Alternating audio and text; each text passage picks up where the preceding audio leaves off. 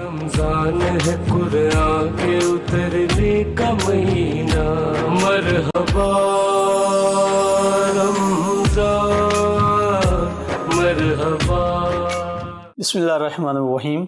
ناظرین گرامی قدر، السلام علیکم ورحمۃ اللہ۔ ناظرین، آپ کے علم میں ہے کہ یہ ماہ مبارک رمضان کا جمعہ ہے، اور آئی ہوپ، مجھے امید ہے کہ یہ جمعۃ الوداع ہوگا، آخری جمعہ۔ یوں تو روز جمعہ سید الایام ہے، اس کی بہت زیادہ اہمیت ہے۔ روز جمعہ کی عبادت کا خصوصی دن ہے، اور اس میں ایک اضافی نماز بھی پڑھی جاتی ہے، نماز جمعہ۔ جیسے ہم پہلے بات کر رہے تھے کہ کچھ ایام کو زیادہ اہمیت حاصل ہے، جیسے مہینوں میں ماہ مبارک رمضان کی خصوصی اہمیت ہے، اسی طرح اگر جمعہ ہو اور وہ بھی ماہ مبارک رمضان کا ہو تو اس کی اہمیت اور بڑھ جاتی ہے۔ اور بالخصوص اگر آخری جمعہ ہو تو گویا ہمارے پاس ایک موقع ہوتا ہے کہ اگر ہم نے ابھی تک روزے کے مقاصد کو، ماہ مبارک رمضان کی برکات کو نہیں سمیٹا، تو ہمارے پاس ایک موقع ہے کہ ہم ماہ مبارک رمضان کی مقدس ساعتوں میں بھی ایک مقدس ترین دن ہمارے پاس موجود ہو، اور ہم اس میں اللہ تعالیٰ کی یاد سے اپنے دلوں کو منور کریں، اپنی اصلاح کریں، اور برکتیں اور رحمتیں ہم سمیٹ لیں۔ اس اعتبار سے اس دن کی اور زیادہ اہمیت ہے۔ اچھا، عالمی سطح پہ بھی یہ جو آخری جمعہ ماہ مبارک رمضان کا ہے، عالمی سطح پہ بھی اس کی ایک اہمیت ہے۔ جیسے اسلام زندگی کے مختلف شعبوں اور پہلوؤں میں ہماری رہنمائی کرتا ہے، یہ جو مظلوموں کا مسئلہ ہے عالمی صورتحال میں، عالمی تناظر میں، اس حوالے سے بھی یہ دن بڑی اہمیت کا حامل ہے، اور اسے یوم القدس کے حوالے سے بھی منایا جاتا ہے۔ آخری جمعہ یہ ماہ مبارک رمضان کا، اس میں دنیا بھر کے مسلمان جمع ہو کر اپنے مظلوم فلسطینی بھائیوں کے ساتھ اظہار ہمدردی کرتے ہیں، اور ان کی نجات کے لیے، ان کی اسرائیل جیسے ناجائز رجیم اور استعماری قوت سے نجات کے لیے بھی اللہ کے زور دعا کرتے ہیں، اور یہ اس عزم کا اعادہ کرتے ہیں کہ وہ مظلوموں کے ساتھ ہیں اور ظالموں کو کبھی قبول نہیں کریں گے، اور اسرائیل ایک غاصب صہیونی ریاست ہے، وہ کبھی بھی ایک جائز ریاست قرار نہیں پا سکتی، اس کا بھی وہ اعادہ کرتے ہیں۔ پوری دنیا میں مظاہرے کیے جاتے ہیں۔ اسی حوالے سے میں بات کروں گا۔ میرے ساتھ پروگرام میں موجود ہیں جناب پروفیسر ڈاکٹر محمد طفیل صاحب اور جناب سید ثاقب اکبر صاحب۔ یہ دونوں صاحبان علم، آپ ان سے آگاہ ہو چکے ہیں، یہ ہمارے پروگرام میں اپنے علمی نکات سے ہمارے ناظرین کو مستفید کرتے ہیں۔ یہاں اب میں پروفیسر ڈاکٹر صاحب سے پہلے پوچھوں گا کہ وہ بتائیں کہ یہ آخری جمعہ ماہ مبارک رمضان کا، اس کی خصوصی اہمیت کیسے ہے اور اس کو کیسے منانا چاہیے؟ جی ڈاکٹر صاحب۔ بسم اللہ الرحمن الرحیم۔ رب اشرح لی صدری ویسر لی امری واحلل عقدۃ من لسانی یفقہوا قولی۔ رب یسر ولا تعسر وتمم بالخیر وبک نستعین اللہم رب زدنی علما۔ مفتی صاحب، آپ نے بہت ہی عمدہ موضوع چنا ہے۔ رمضان المبارک اب ہم سے چند دنوں میں رخصت ہونے والا ہے، اور اس کی یادیں ہمارے لیے ایک سہانی یاد کا درجہ رکھتی ہیں، لیکن میں موجودہ صورتحال بیان کرنے سے پہلے آپ سے چند باتیں اور شیئر کرنے کی اجازت چاہوں گا۔ جی ضرور سر۔ سب سے پہلی بات تو یہ ہے کہ دنیا کے جو 3 بڑے مذاہب ہیں، جنہیں ہم یہودیت، مسیحیت اور اسلام کے نام سے جانتے ہیں، ابراہیمی مذاہب، ان کو ہم ابراہیمی مذاہب بھی کہہ سکتے ہیں، سامی مذاہب بھی کہہ سکتے ہیں، اور اسے ہم ریویلڈ ریلیجن بھی کہتے ہیں، کیونکہ ان تینوں میں کتابیں اللہ تبارک و تعالیٰ نے نازل فرمائی ہیں۔ صحیح۔ ان تینوں میں ہفتہ وار چھٹی کا ایک تصور موجود ہے۔ اچھا۔ یہودیت یوم السبت کو یوم التعطیل یا یوم العطلہ تصور کرتی ہے، صحیح، یعنی ان کے ہاں اللہ تبارک و تعالیٰ کی طرف اس بات کی نسبت کی جاتی ہے کہ اللہ تبارک و تعالیٰ نے اس کائنات کو 6 دن میں پیدا کیا، اس میں دن رات دونوں شامل ہیں، اور پھر 7ویں دن اس نے آرام کیا۔ اچھا۔ گویا خدا نخواستہ وہ 7ویں دن معطل ہو گیا تھا ان کے عقیدے کے مطابق، اور وہ تھک گیا تھا، اور اس نے آرام کرنا ضروری خیال کیا اور اس نے آرام کیا۔ یہ ان کے یہاں تصور ہے۔ چنانچہ وہ ہفتے کے دن کوئی کام نہیں کرتے، بالکل چھٹی کرتے ہیں، اور کسی طرح کا بھی کوئی بھی کام نہیں کرتے، بلکہ یوم السبت ان کے ہاں ایک بہت مبارک اور متبرک دن ہے جس میں وہ آرام کرتے ہیں۔ اسی طرح مسیحیت میں یہ صورتحال ہے کہ اتوار کا دن انہوں نے بھی صرف عبادت کے لیے رکھ لیا ہے، اور ان کے جو عبادت گاہیں ہیں ان کی وہ اسی دن زیادہ تر آباد ہوتی ہیں، عام دنوں میں تو خال خال ہی آباد ہوتی ہیں، لیکن تاہم ان کے ہاں تھوڑی سی نرمی ہے کہ وہ عبادت بھی کرتے ہیں اور کچھ نہ کچھ کام بھی کرتے ہیں اتوار کے دن، بالکل معطل ہو کر یا بالکل ایک طرح کے سسپینڈ نہیں کر دیتے لائف کو، لیکن کچھ نہ کچھ کرتے ہیں۔ اسلام نے بھی ایک دن چنا اور اس دن کو ہم یوم جمعہ کہتے ہیں، اور قرآن حکیم میں ایک صورت اس نام سے موجود ہے اور اس میں ایک حکم موجود ہے کہ یا ایھا الذین آمنوا اذا نودی للصلاۃ من یوم الجمعۃ فاسعوا الی ذکر اللہ وذروا البیع ذلکم خیر لکم ان کنتم تعلمون۔ اور آگے بھی بات ہے، میں اس کی بات بعد میں کرتا ہوں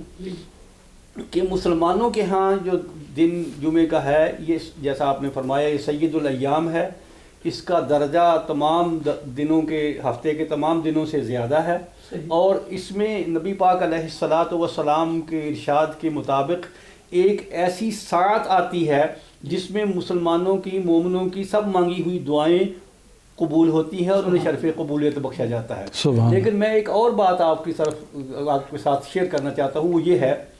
کہ جیسا کہ یہودیوں نے اس کو بالکل سسپینڈ کر دیا یہاں کی تمام ایکٹیویٹیز، اور اس مسیحیوں نے بھی اس کو زیادہ تر چھٹی کا ہی درجہ دیا، اور اس میں اس کی پیروی میں اب پوری دنیا میں اتوار کو عام طور پر کام بند ہوتا ہے، لیکن مسلمانوں کے ہاں یہ سسپینڈڈ ڈے نہیں ہے، بلکہ یہ ایک ایسا دن ہے کہ جو نارمل کام کے لیے نارمل ڈے ہے، لیکن ایک کچھ ساعتیں ایسی آتی ہیں جن کے بارے میں اسپیسیفک آرڈر اللہ نے ہمیں دیا ہے، اور اللہ کے نبی پاک علیہ الصلاۃ والسلام نے وہ ہمیں نافذ کر کے دکھایا ہے کہ جب جمعے کی اذان ہو جائے، جو میں نے ابھی آیت کریمہ تلاوت کی اس کا ترجمہ یہ ہے کہ اے ایمان والو، جب جمعے کی اذان ہو جائے تو پھر تم اللہ کے ذکر کی طرف، اللہ کی یاد کی طرف تیزی سے لپکو اور اپنے کاروبار کو تھوڑی دیر کے لیے بند کر دو، اور فَإِذَا قُضِيَتِ الصَّلَاةُ فَانْتَشِرُوا فِي الْأَرْضِ وَابْتَغُوا مِنْ فَضْلِ اللَّهِ، اور جب اپنی جمعے کی نماز پڑھ لو تو پھر وہاں معطل ہو کر نہ بیٹھے رہو، بلکہ فَانْتَشِرُوا فِي الْأَرْضِ،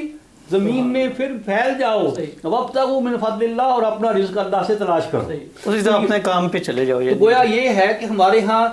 اللہ کی عبادت کا جو درجہ ہے وہی فضیلت کی وجہ ہے، اور اسی وجہ سے ہی ہمیں یہ اس جمعے کو سید الایام کہنا ہے، اور اسی وجہ سے ہم نے یہ بھی کرنا ہے کہ دن میں نارمل طریقے سے معمول کے مطابق اپنے کام کا آغاز کرنا ہے۔ جب جمعے کی اذان ہو جائے تو تم اللہ کی ذکر کی طرف لپکو اور اپنا کاروبار بند کر دو، اور جب تم جمعے کی نماز ادا کر چکو، یعنی فَإِذَا قُضِيَتِ الصَّلَاةُ فَانْتَشِرُوا فِي الْأَرْضِ وَابْتَغُوا مِنْ فَضْلِ اللَّهِ، تو تم نماز ادا کرنے کے بعد بالکل آرام سے معطل ہو کر نہ بیٹھ جاؤ، بلکہ اللہ کی زمین میں پھیل جاؤ اور اللہ سے کا رزق جو ہے وہاں سے تلاش کرو۔ تو گویا ہمارے ہاں اس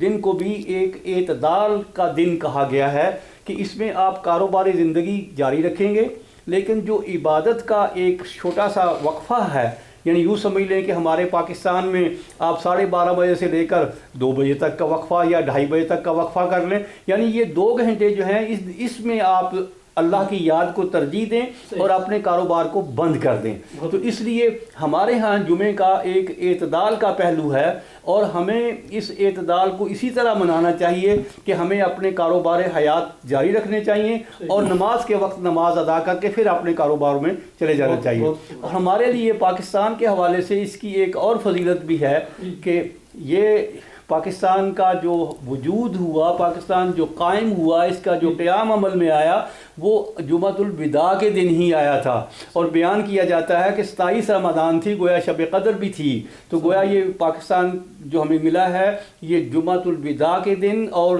شب قدر کے طفیل ملا ہے، اس لیے ہم ان دونوں کو بھی جب ہم مناتے ہیں تو ہم پاکستان کی اللہ تعالیٰ کی نعمت کا بھی شکر ادا کرتے ہیں۔ سبحان اللہ، ڈاکٹر صاحب آپ نے بڑا اختصار کے ساتھ اور جامعیت کے ساتھ بات کو بیان کر دیا۔ جناب سید ثاقب اکبر صاحب، آپ ہمیں یہ بھی بتائیے کہ یہ جو جمعۃ الوداع ہے اسے عالمی سطح پر قدس کے حوالے سے بھی منایا جاتا ہے، ذرا اس کا بھی پس منظر آپ ہمارے ناظرین کو بیان کر دیجیے۔ بسم اللہ الرحمن الرحیم۔ میں خیال ہے کہ جو پروفیسر صاحب نے جہاں بات ختم کی ہے پاکستان کے حوالے سے، 2 جملے مفتی صاحب میں اس کے لیے بھی کہنا چاہتا ہوں۔ یہ ظاہر ہے کہ اللہ کی تقدیر میں یہ تھا کہ پاکستان جو ہے وہ ایسی مبارک گھڑیوں میں منصہ شہود پر آئے، ایک ایسا ملک جس کا نام پاکستان رکھا گیا، پاک سرزمین رکھا گیا۔ اگر غور کیا جائے تو آپ دیکھیں کہ مدینہ طیبہ جو ہے، وہ مدینہ کہتے ہیں شہر کو، طیبہ کہتے ہیں پاک کو، تو وہ جو پاک سرزمین نبی پاک کی وجہ سے ہی پاک ہوئی، تو یہ بھی نبی پاک کے عاشقوں اور ان کی امت کے بر صغیر کے ماننے والوں اور ان کے نام لیواؤں اور ان کا کلمہ پڑھنے والوں کے لیے اللہ تعالیٰ نے یہ سرزمین جو ہے ایک آزاد خطے کے طور پر ہمیں عطا کی۔ لہذا اس کی معنویت اور اس کی روحانیت پر بھی پاکستان کے لوگوں کو توجہ کرنی چاہیے اور اس ملک کا احترام کرنا چاہیے اور اسے واقعی نبی پاک کی آرزوؤں کی سرزمین جو ہے وہ بنانا چاہیے۔ ہمیں اس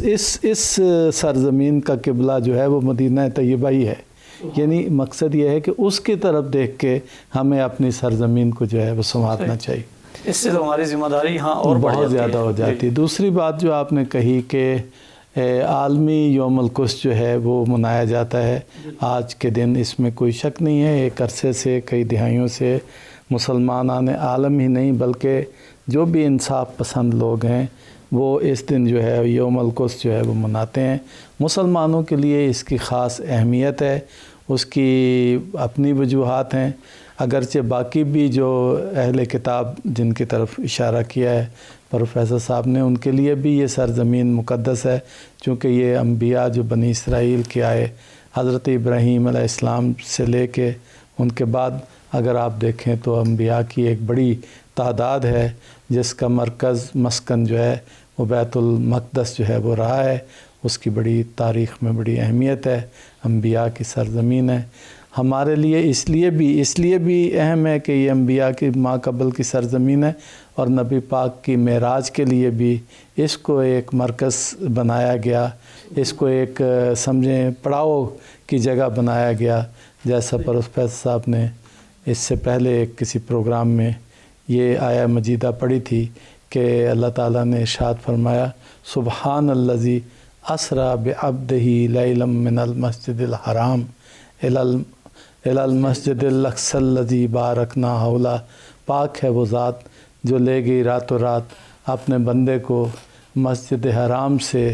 مسجد اقصی تک کہ جس کے ماحول کو ارد گرد کو ہم نے برکت والا بنایا ہے۔ تو کہتے ہیں کہ جبریل امین آپ کو لے کے یہاں پہنچے پہلے مسجد الاقصی، پھر آپ کی برکت سے اس کا نام اس جگہ کا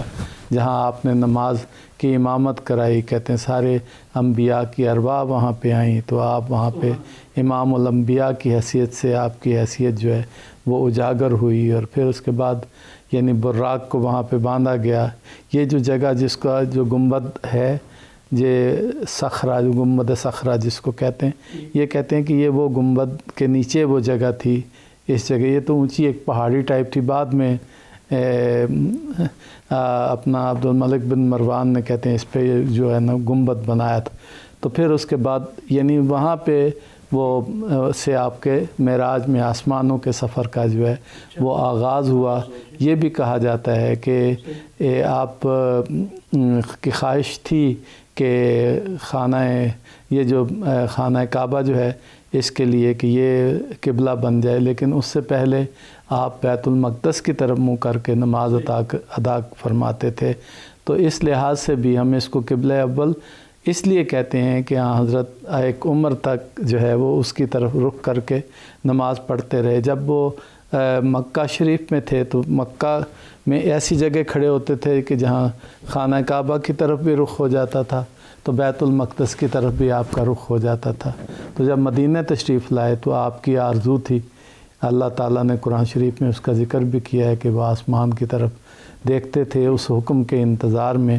جن کے لیے انہیں پتہ تھا کہ پروردگار کی طرف سے ایک دن وہ حکم آئے گا، ان کی آرزو تھی کہ خانہ کعبہ کو جو ہے وہ قبلہ قرار دیا جائے۔ ابھی بھی ایک مسجد موجود ہے جسے مسجد قبلتین کہتے ہیں مدینہ منورہ میں، جس میں آپ نماز پڑھ رہے تھے، نماز کے دوران میں جو ہے وہ حکم آ گیا کہ اب آپ جو ہے وہ خانہ کعبہ کی طرف رخ جو ہے وہ کر لیں۔ تو کہتے ہیں اس طرح نماز پڑھتے ہوئے آپ مڑ گئے تو پیچھے پیچھے حضرت علی بھی آپ کے ساتھ مڑ گئے۔ تو باقی صحابہ نے بعد میں پوچھا تو آپ نے بتایا کہ اس طرح سے اللہ کا حکم جو ہے وہ نازل ہو گیا۔ تو وہ مسجد قبلتین جو ہے وہ اس چیز کی شہادت دیتی ہے کہ نبی پاک ایک عرصے تک خانہ کعبہ سے پہلے جو ہے وہ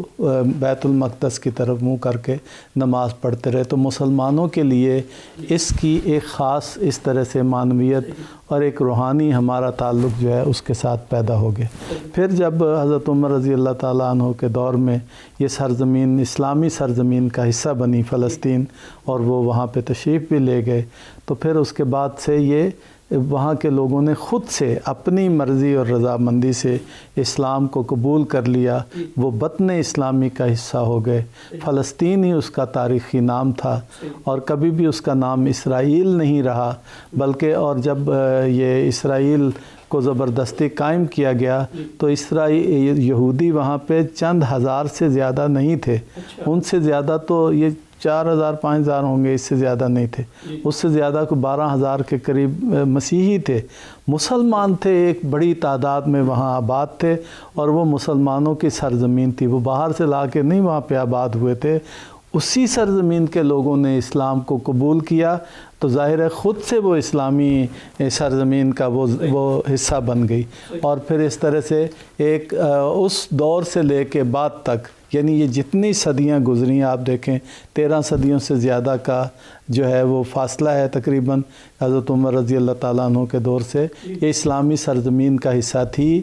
آج بھی اسلامی سرزمین کا حصہ ہے۔ یہ باہر سے لا کے زبردستی یہودیوں کو یہاں پہ آباد کیا گیا عالمی طاقتوں کی خاص سازش کے تحت، چونکہ ان کا خیال یہ تھا کہ یہ ساری ارد گرد جو اسلامی سرزمینیں ہیں ان کے اندر انہوں نے ایک خنجر کی طرح سے اسرائیل کو گاڑا ہے، تاکہ یہاں سے موجود ہو کے ایک اپنا فوجی اڈا بنائیں، اور تاکہ ارد گرد کی ریاستوں کو ڈرا کے ان کے وسائل کو لوٹ سکیں اور ان کو ایک غلامانہ زندگی بسر کرنے پر آمادہ اور مجبور کر سکیں۔ جب تک جو ہے وہ مسلمان مقتدر تھے، بیچ میں ایسے اوقات آئے کہ جب مسیحی اس کے اوپر جو ہے حملہ آور ہوئے، لیکن آخر کار مسلمانوں کو اللہ تعالیٰ نے فتح عطا کی۔ لیکن جب یہ ترکوں کی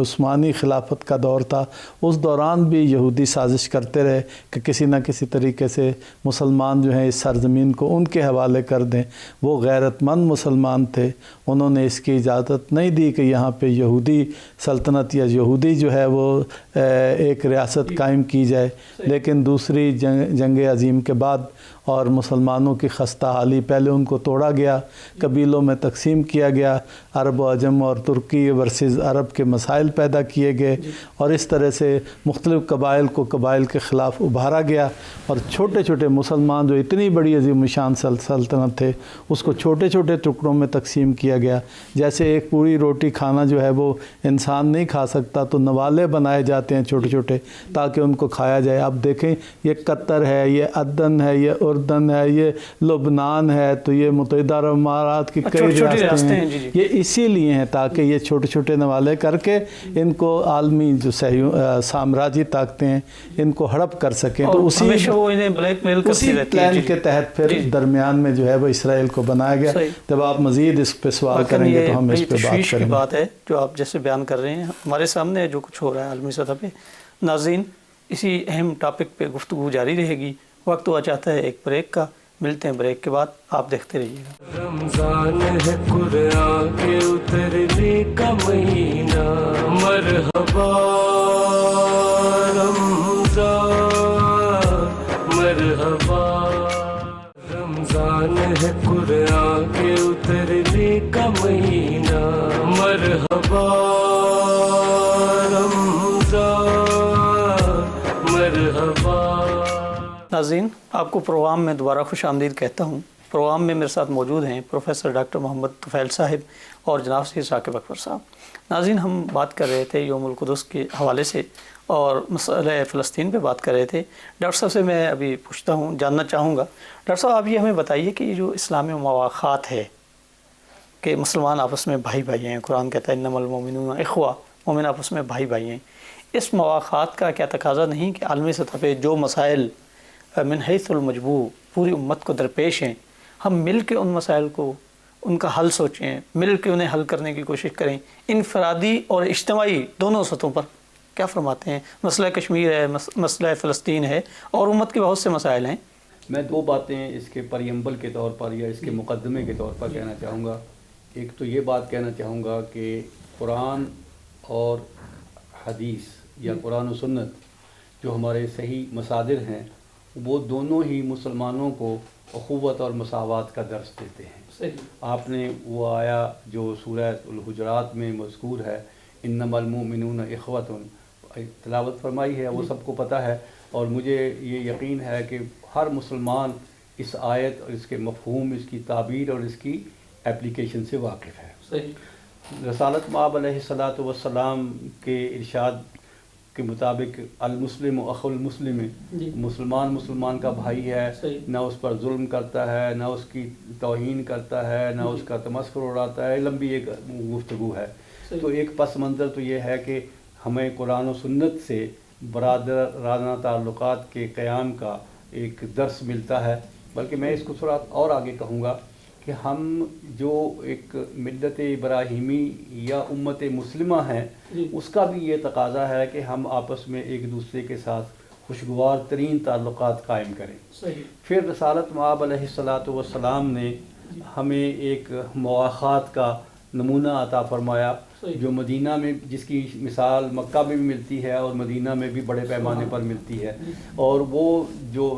انصار اور مہاجرین آپس میں بھائی بھائی ہو گئے تھے، وہ اتنے شیر و شکر تھے کہ بعض صحابہ کرام یہ ظاہر فرماتے ہیں، اس بات کا اظہار کرتے ہیں کہ ہمیں شبہ تھا کہ شاید مہاجرین جو ہیں وہ انصار کے اموال میں ان کی وراثت کے حقدار نہ بنا دیے جائیں وغیرہ وغیرہ۔ تو وہ اس طرح شیر و شکر ہو کر رہے کہ بہت سارے جو مسائل اس وقت ریاست مدینہ کو درپیش تھے وہ حل ہو گئے، اور بہت ساری جو بیرونی قوتیں تھیں جو اسلام کے اس نوزائیدہ ریاست پر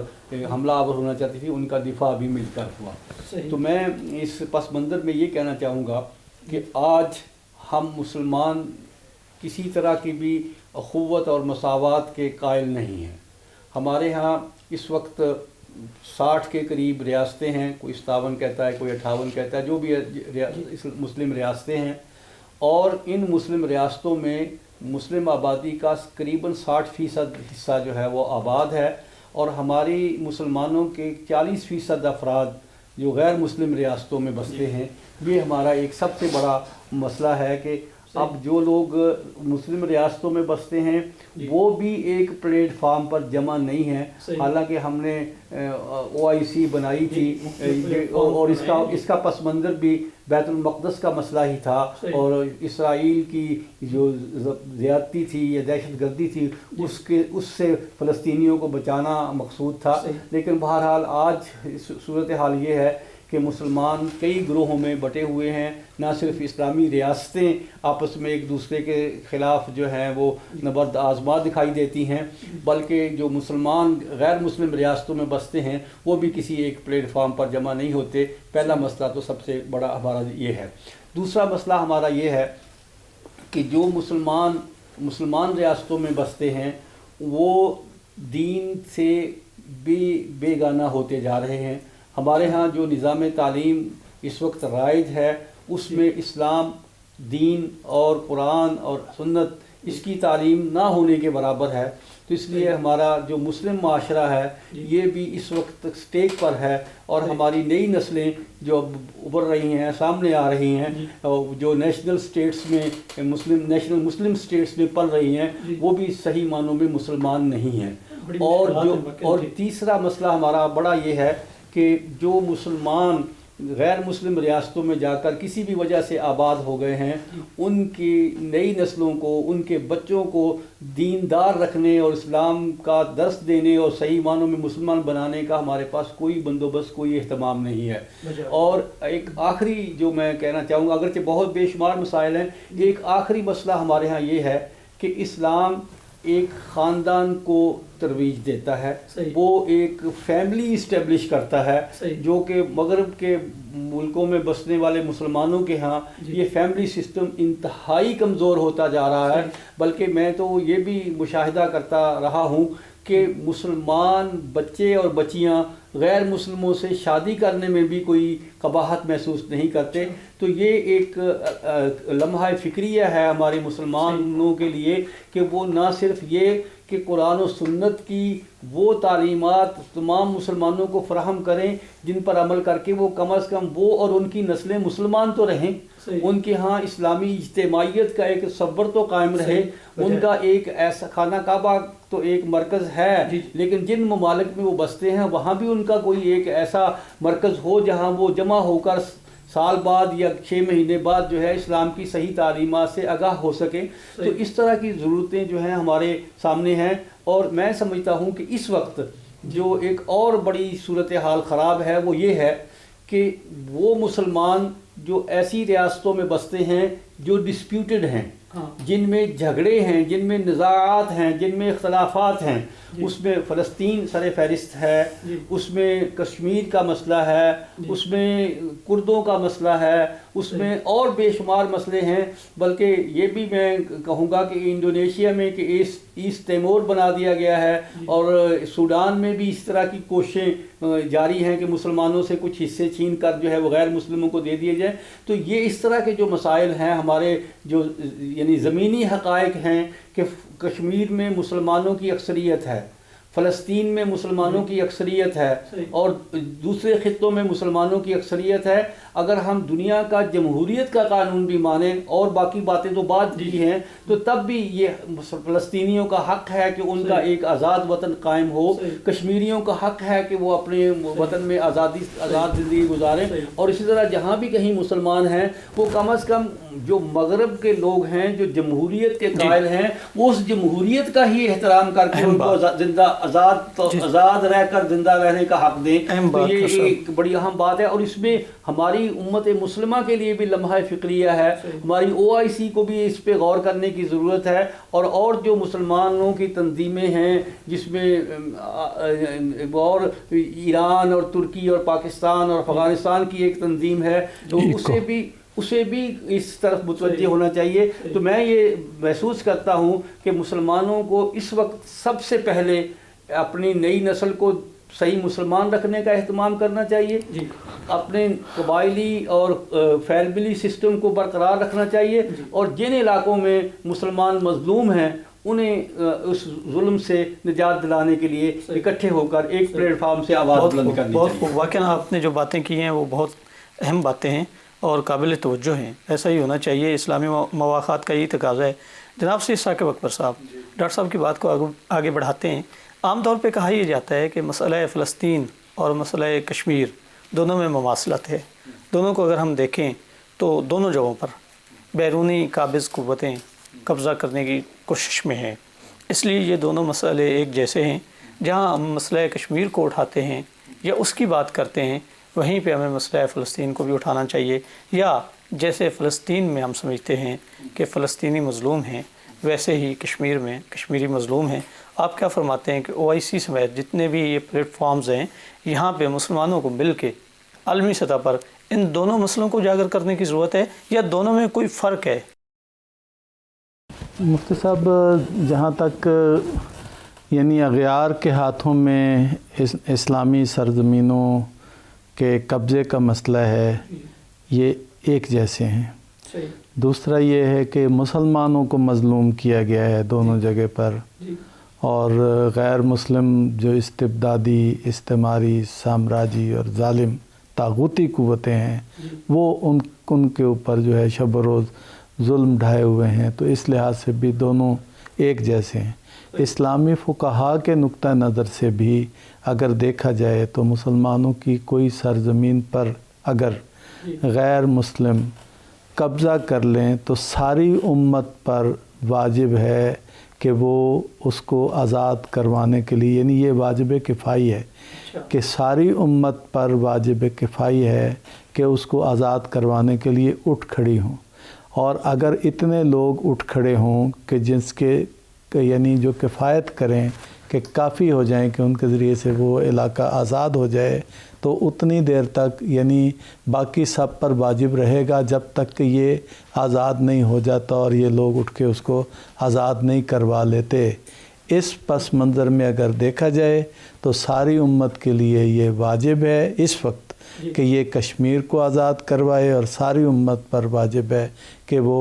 فلسطین کو آزاد کروائے صہیونی اور استبدادی قوتوں سے۔ یعنی اس میں اس لحاظ سے کوئی مسئلہ، کوئی فرق نہیں ہے۔ جہاد کی وہ اقسام جو فقہا نے بیان کیے،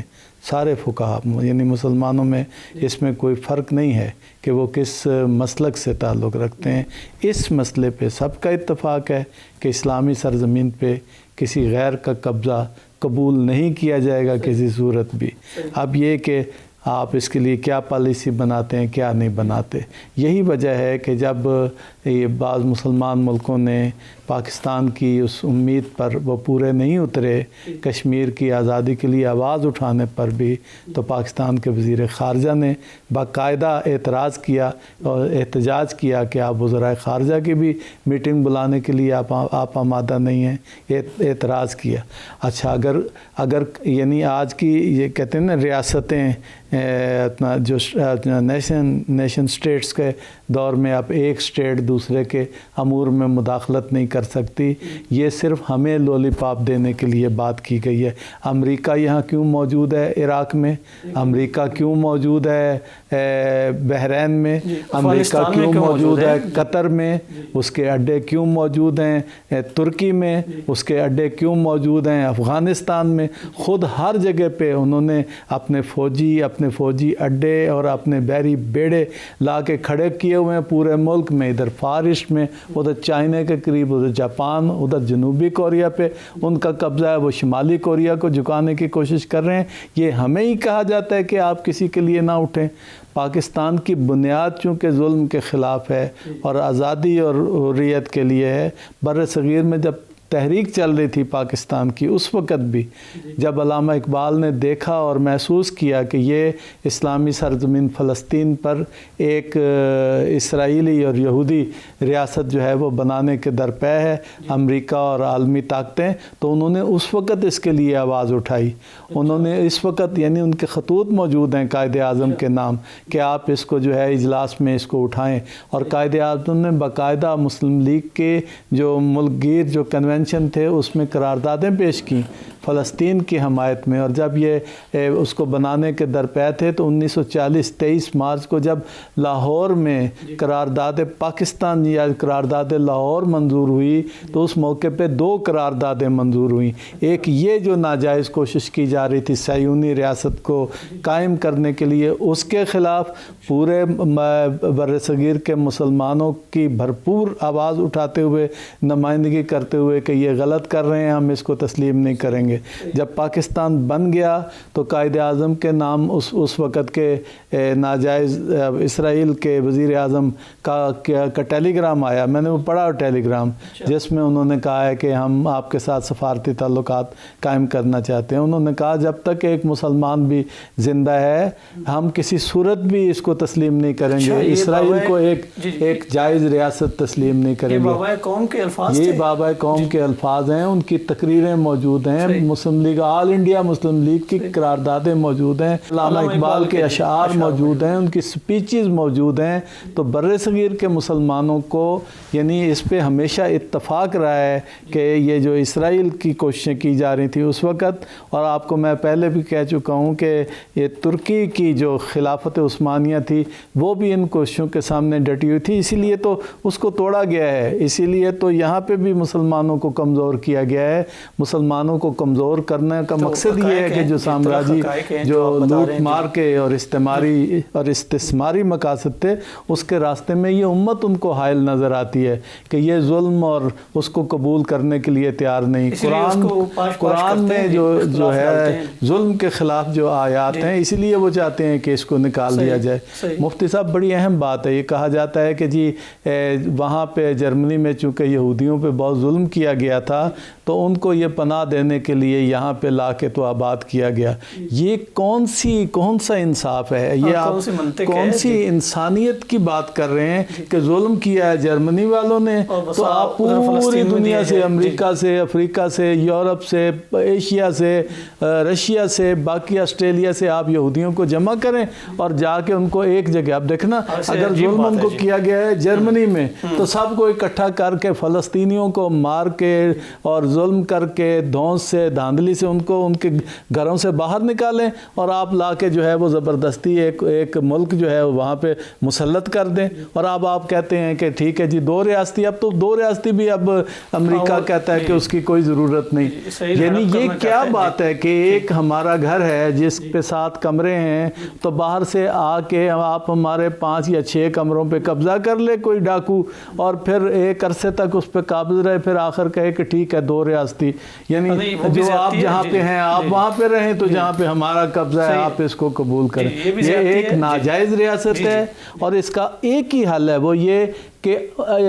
وہاں اسرائیل میں آنے والے یہودی اپنے اپنے گھروں کو واپس جائیں اور فلسطینی اپنے اپنے گھروں کو واپس جائیں. یہی ممکنہ اور پائیدار امن کے لیے ایک بہتر حل یہی ہے. ناظرین یہاں پہ ہم ایک بریک لیں گے, آپ پروگرام دیکھتے رہیے گا, ملتے ہیں ایک بریک کے بعد. رمضان ہے قرآن کے اترنے کا مہینہ, مرحبا رمضان مرحبا. رمضان ہے قرآن کے اترنے کا مہینہ, مرحبا رمضان مرحبا. ناظرین دوبارہ پروگرام میں آپ کو خوش آمدید کہتا ہوں. ہم بات کر رہے تھے جمعۃ الوداع کے حوالے سے. جمعہ سید الایام ہے اور آخری جمعے کی اپنی اہمیت ہے کہ یہ مقدس دن دوبارہ نہیں آنے والا, 1 سال بعد پھر ماہ رمضان میں یہ آئے گا. اس کی اپنی بہت بڑی اہمیت ہے. اسی اہمیت پہ ہم بات کر رہے تھے. میرے ساتھ پروگرام میں موجود ہیں پروفیسر ڈاکٹر محمد طفیل صاحب اور معروف دانشور جناب سید ثاقب اکبر صاحب. ہم ان دونوں صاحبان علم سے مزید استفادہ کریں گے, اس حوالے سے ان سے رہنمائی لیں گے. ڈاکٹر صاحب آپ مجھے یہ بتائیے گا کہ جمعۃ المبارک, یہ آخری جمعہ جو اتنی بڑی اہمیت کا حامل ہے کہ جمعہ ویسے بھی سید الایام اور ماہ مبارک رمضان کا جمعہ اور وہ بھی آخری جمعہ, آپ یہ بتائیے کہ اس آخری جمعہ میں ہمیں کیا کرنا چاہیے, ہم اس آخری جمعے کو کیسے منائیں, کیسے سیلیبریٹ کریں؟ جی ڈاکٹر صاحب. مفتی صاحب میں آپ سے جمعے کی بات کرنے سے پہلے ایک اور بات چھوٹی سی کرنا چاہتا ہوں. ہمارے پاکستان میں اور ہندوستان میں یعنی متحدہ ہندوستان سے لے کر اب تک مسلمانوں کے ہاں ایک روایت رہی ہے. وہ روایت یہ ہے کہ ان کے بچے یا بچیاں یعنی بیٹے یا بیٹیاں جب روزہ رکھنے کا آغاز کرنا چاہتے ہیں یا وہ ان کو روزہ رکھنے کی طرف لانا چاہتے ہیں تو عام طور پر وہ آخری جمعے کا روزہ ان سے رکھواتے ہیں. صحیح. وہ اس لیے رکھواتے ہیں کہ اب اس دن کے بعد تو پھر رمضان جلدی ختم ہو جائے گا, تو بچوں کو ایک دن کا تجربہ ہو جائے تاکہ آئندہ سالوں میں وہ آ کر کے اس رمضان کا روزہ رکھ سکیں. اور اس دن کو ایک ایسا عام دن نہیں بلکہ ایک بہت ہی بہتر دن سمجھا جاتا ہے اور اس کی پوری تیاری کی جاتی ہے اور اپنے بچوں کے لیے روزہ کشائی کا اہتمام کیا جاتا ہے اور اس میں خاندان والوں کو, دوست احباب کو, ان کے بچوں کو, پڑوسیوں کو, محلے داروں کو, سب کو بلایا جاتا ہے اور اس کو ایک تقریب کے طور پر منایا جاتا ہے. اور اس دن کی جو بھی اہمیت ہے اس سے قطع نظر یہ جو اہمیت ہے کہ پاکستان ہندوستان میں مسلمان اپنے بچوں کو روزہ رکھنے کا آغاز جمعۃ الوداع کے دن کرتے ہیں, میں اس روایت کو اپریشیٹ کرتا ہوں اور میں چاہتا ہوں کہ یہ روایت برقرار رہے بلکہ اس میں مزید بہتری آئے اور مزید تیزی آئے تاکہ ہم اس دن کو جو اس کی بے فٹنگ مینر ہے اس طرح منا سکیں جس میں بات یہ کی جاتی ہے کہ ویسے تو ہر جمعے کے بارے میں رسالت مآب علیہ الصلاۃ والسلام کا اسوہ حسنہ اور آپ کے ارشادات موجود ہیں کہ جمعے کے دن آپ نہائیں، اپنے کپڑے تبدیل کریں، خوشبو لگائیں اور بہتر انداز میں مسجد میں جائیں اور مسجد میں جا کر کے وہ جمعہ ادا کریں محلے کی مسجد میں، اور اس جمعے میں جو ہے امام صاحب مسلمانوں کے مسائل پر روشنی ڈالیں اور ان میں احترام اور احترام آدمیت اور اخوت، بھائی چارہ اور اسلام اور مسلمانوں کو درپیش مسائل سے آگاہ کریں، اور پھر جب مسلمان وہاں سے نماز پڑھ لیں تو پھر اپنے سے ایک دوسرے کے ساتھ ملیں، ان کی خیر و عافیت پوچھیں اور ان کے حالات سے آگاہی حاصل کریں۔ یہ تو ایک عام سی بات ہے، لیکن میں جمعہ حجۃ الوداع یا جمعۃ الوداع کے حوالے سے جو بات کہنا چاہتا ہوں وہ یہ ہے کہ یہ رمضان المبارک کا آخری جمعہ شمار ہوتا ہے۔ صحیح۔ اس کے بعد رمضان کا جو مہمان ہمارے پاس آیا تھا وہ اب ہم سے رخصت ہونے والا ہے۔ صحیح۔ اگر ہم سے کوئی رمضان کے پچھلے دنوں میں کوتاہی ہوئی ہے، ہم نے روزہ نہیں رکھا یا روزہ رکھنے میں جو ہمیں تمام چیزیں اپنے پیش نظر رکھنی چاہیے تو ان میں کہیں کوتاہی ہوئی ہے، تو اب ہم باقی دنوں میں اللہ تعالیٰ سے توبہ استغفار کریں اور رمضان المبارک کی بہتر طریقے سے تکمیل کریں، اور آئندہ رمضان میں بھی اگر ہمارے ممکن ہوا تو اللہ تعالیٰ سے اس کے روزے رکھنے اور اس کو پوری طرح سے اس میں تقویٰ حاصل کرنے کی التجا کریں اور دعا مانگیں، اور مسلمانوں کے اتفاق اور اتحاد کی بھی بات کریں۔ بہت عمدہ آپ نے واقعاً ان باتوں میں ہمیں توجہ دینا ہے کہ یہ جو مقاصد ہیں ماہ مبارک رمضان کے، کیا وہ حاصل ہو رہے ہیں یا حاصل نہیں ہو رہے۔ اگر ابھی تک ہم متوجہ نہیں ہیں تو ہمارے پاس وقت زیادہ نہیں بچا، ہمیں اس طرف بھی متوجہ ہونے کی ضرورت ہے۔ اچھا سید ثاقب اکبر صاحب، 2-3 مختصر سے سوالات ہیں، آپ ذرا ان کو دیکھیے گا۔ ایک تو عام طور پہ یہ کہا جاتا ہے کہ ماہ مبارک رمضان میں شیطان کو بند کر دیا جاتا ہے۔ اگر یہ بات ایسے ہے تو یہ جو ماہ مبارک رمضان میں یہ جو لوگ چیزوں کی قیمتوں کو بڑھاتے ہیں، ملاوٹ کرتے ہیں، لوٹ کھسوٹ کرتے ہیں، یہ کہاں سے آ جاتے ہیں؟ ایک تو آپ اس کی قدر وضاحت فرما دیں کہ یہ جو برائیاں، یہ جو پریشانیاں، یہ جو لوٹ مار کا سامنا ہم اس مبارک مہینے میں کرتے ہوئے لوگوں کو دیکھتے ہیں، عام طور پہ یہ کہا جاتا ہے کہ وہ تاجر، وہ آدمی جو ایک روزہ نہیں چھوڑتا اور پہلی تکبیر کے ساتھ جس کی کوشش ہوتی ہے کہ وہ جماعت میں شریک ہو ماہ مبارک رمضان میں، اپنی طرف سے غیر متوجہ وہ بھی قیمتوں کو بڑھاتا ہے۔ ایک گوالا جو مسلمان ہے، جو روزہ دار ہے، وہ بھی اگر ماہ رمضان میں دودھ بیچنے آتا ہے تو اس نے دودھ میں پانی ڈالا ہوتا ہے، اور یہ احساس ہی ختم ہو کے رہ گیا ہے کہ اس مبارک مہینے میں جہاں نیکیوں کا بہت اجر ہے، اگر ہم برائیوں کو انجام دیں گے تو یقیناً یہ ایک بڑی سنگینی ہے۔ آپ بتائیے کہ یہ ایسا کیوں، اور شیطان کی پابندی سے کیا مراد ہے؟ ارے مفتی صاحب، میں تو یہ چاہتا ہوں کہ یہ جو جمعۃ الوداع ہے نا، اس دن سارے لوگ توبہ کریں کہ آئندہ یہ کام نہیں کریں گے۔ میں تو بعض اوقات یہ کہتا ہوں کہ یار مجھے خالص پانی ملا دودھ دے دو یار، اللہ کرے، یعنی پانی بھی خالص نہیں ملاتے اور دودھ کے اندر نہ کیمیکل وغیرہ ڈال دیتے ہیں، دودھ ہوتا ہی نہیں، اس پہ پتہ نہیں کیا کیمیکل ڈال کے بنا لاتے ہیں، تو کیمیکل کی نسبت خالص پانی بہتر ہے، دودھ بھی ہمیں میسر نہیں۔ یعنی یہ المیہ ہے ان مسلمانوں کا، انہیں نماز کیا پڑھنی ہے۔ میں کہتا ہوں جمعۃ الوداع پر تو میں یہ گزارش کروں گا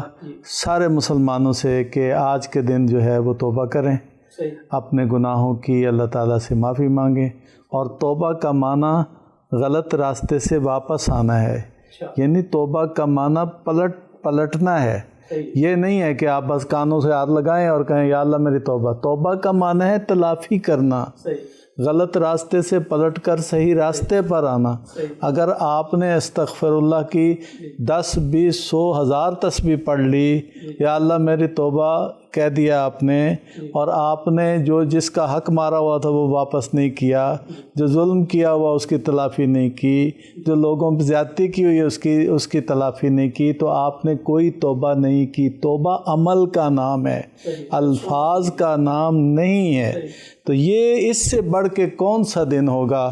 کہ جو سب سے اہم مہینے، سب سے مقدس مہینے میں آج کے دن جو پانی ڈالتا ہے یا اور غلط طریقے سے دودھ بناتا ہے وہ اس کی توبہ کرے، جو اور غلط کام کرتا ہے، وہ جس نے اپنی بہنوں کا حق مارا ہوا اس کی زمین جائیداد نہیں دیتا، وہ اس کی زمین جائیداد واپس کر، اپنے بچوں کو لے کے جائیں۔ اسلام کی شوکت اور عظمت کے اظہار کا دن ہے، جمعۃ الوداع بڑی مساجد میں جائیں، اس کی رونقوں میں اضافہ کریں، بچوں کو اسلام کی شوکت سے آگاہ کریں، ان کو شریک کریں اپنے ساتھ نماز میں۔ خطبہ جمعہ کے لیے ائمہ مساجد سے میری درخواست ہے کہ بالکل 2 حصے کریں، ایک حصہ انسانوں کو نصیحت اور ان کو توبہ و انابت کی دعوت، خدا کی قربت کی دعوت، تقوی کی دعوت پہ صرف کریں، اور اس کا ایک حصہ جیسا پروفیسر صاحب نے فرمایا عالم اسلام کے حالات، مسلمانوں کی مشکلات، ان کے خلاف ہونے والی جو ہے عالمی طاغوتی سازشیں، اس سے آگاہ کریں۔ یہ 2 خطبے اسی لیے رکھے گئے ہیں، اس لیے 2 رکعتیں جو ہیں وہ ظہر کے 4 رکعتوں کے بجائے کم کی گئی ہیں تاکہ یہ خطبے ہوں، یہ 2 رکعتوں کے برابر ہیں۔ اسلام نے خطبوں کو اتنی اہمیت دی ہے کہ دین کسی اور دین نے نہیں دی، اس کو عبادت کا حصہ بنا دیا گیا ہے، اس لیے ان خطبوں کو ایسا کریں، اور آپ جائیں سب لوگ ان خطبوں کو سنیں، اپنے بچوں کو بھی سنائیں۔ اے کاش ایسا دن آ جائے ہماری مساجد اس قابل ہو جائیں کہ خواتین بھی اسی طرح سے پھر سے شریک ہوں جیسے نبی پاک کے زمانے میں خواتین بھی شریک ہوتی تھیں۔ اللہ تعالیٰ اس امت کو آج کے دن زیادہ سے زیادہ کسب فیض، آج کے دن کے فیض سے جو ہے نا وہ مستفیض ہونے کی توفیق عطا فرمائے۔ ناظرین، یقیناً بہت مقدس دن ہے، اگر ہم ابھی تک متوجہ نہیں ہوئے تو ہمیں اس دن ضرور توجہ کرنا چاہیے، اور جتنے غلط افعال ہیں، جتنی برائیاں ہیں، انہیں ترک کرنے کا ہمیں اس دن عہد کرنا چاہیے، ورنہ روزہ سوائے پیٹ کو بند کرنے کے، سوائے خود کو کچھ کھانے سے روکنے کے اور فائدہ نہیں دے سکتا۔ اس لیے قرآن مجید نے لعلکم تتقون کہا ہے کہ امکان ہے، توقع ہے آپ متقی ہو جائیں۔ اس کے لیے ضروری ہے کہ جہاں ہم حقوق اللہ کو ادا کرنے کی کوشش کریں، حقوق العباد پر بھی توجہ دیں، اور یہ چھوٹے چھوٹے امور لوگوں کا، اگر ہم نے کوئی پیسے دینے ہیں، چیزیں دینی ہیں، یا ہم کوئی خرابیاں کرتے ہیں، ہماری کوئی کوتاہی ہے، تو ممکنہ حد تک کوشش ضرور کریں، باقی اللہ تعالیٰ توفیق دینے والا ہے۔ میں آپ دونوں صاحبان علم کا شکر گزار ہوں، آپ نے پروگرام کے لیے اتنا وقت نکالا۔ ناظرین، ہمارے پروگرام قرآن آئین زندگی کا وقت ختم ہوا چاہتا ہے۔ اپنے میزبان امجد عباس کو اجازت دیجیے، کل دوبارہ آپ کی خدمت میں حاضر ہوں گے۔ اللہ حافظ۔ رمضان ہے قرآن کے اترنے کا مہینہ، مرحبا